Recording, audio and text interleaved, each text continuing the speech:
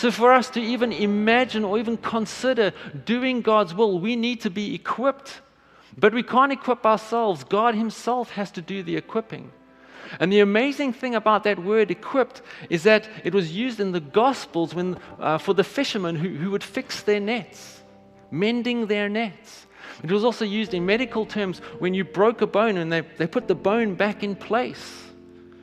And so, in other words, it's a mending of something for its intended purpose. God is mending us so that we can do what we were always intended to do. And that is live according to his ways and his will. And it gets even better. He equips us by working in us, or as he says, through Jesus. The great shepherd works in us by the Spirit to do what? To do what is pleasing in his sight. And what's pleasing in God's sight? His will, his ways, his morals, his values. So the Lord is going to supernaturally create in us more and more of a desire to do his will, a desire to know his word and to live out his word. Now, I know some of you have heard this a few times, but it helps me get a grasp of this amazing truth, the supernatural work of God. So imagine a Ferrari out in the cornfields. It's got a plow attached to it, and it's pulling this plow through the cornfields, plowing up the land. And it's known nothing better its whole life.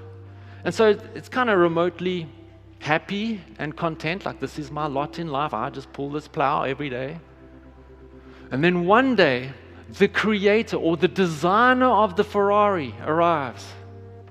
And he washes off all of the dust and the grime. And he fixes all of the dents and all of the scratches, and he detaches the plow from it. And then he gets into the Ferrari.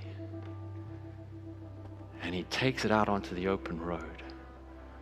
And he puts his foot flat. And man, that Ferrari has never known so much joy and pleasure in all of its life. Why? What's happening?